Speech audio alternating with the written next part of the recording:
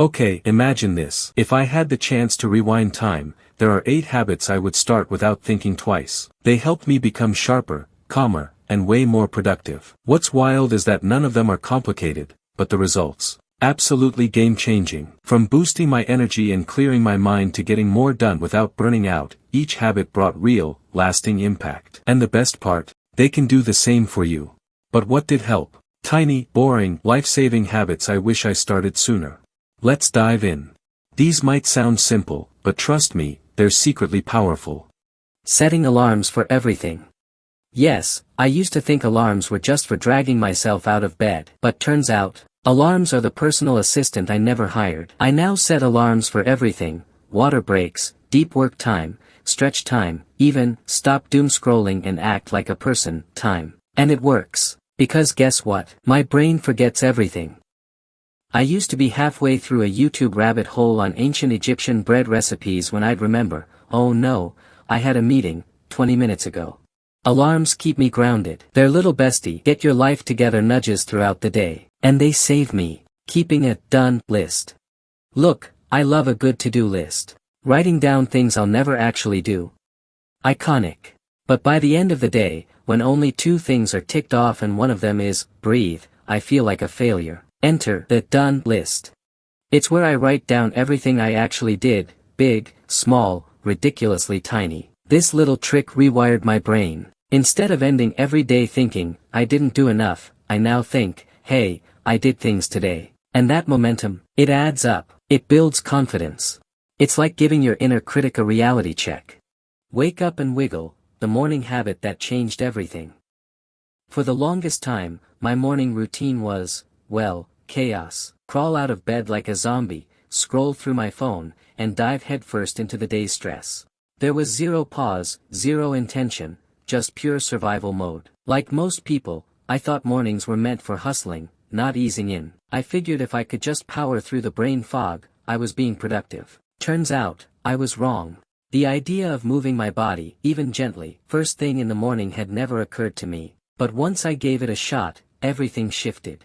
Just 5 to 10 minutes of light stretching or a short walk made my brain feel sharper and my mornings less miserable. That cloud of stress I used to carry, gone. All because I gave myself a few peaceful moments to move, not just go. Keeping my space 10% tidy. Once upon a time, my room looked like I lost a fight with a laundry basket. I called it organized chaos. Reality called it a cry for help. Cleaning the whole place felt overwhelming, so I started with a rule: clean just 10%. Clear 1 table. Pick up 1 pair of pants. That's it. And shockingly, it worked. That little clean corner, it gave me peace. And eventually, my space started feeling like a sanctuary, not a landfill. Regular checks. For years, I was stuck in autopilot mode, bouncing from one task to another, chasing goals without ever stopping to ask a really important question: is any of this actually working?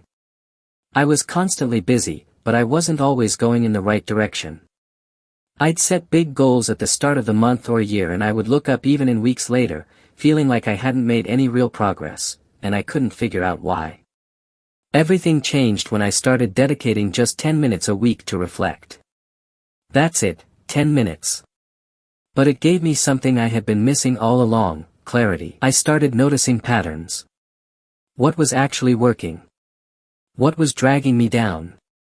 And what needed to shift? It became my internal compass. No pressure, just a quiet check-in to keep me aligned and intentional. Tiny gratitude, big impact. I reached a point in my life where, no matter how much I achieved, it still didn't feel like enough. I was constantly stuck in this loop of noticing everything that was wrong, what I didn't have, what I hadn't fixed, what still needed work.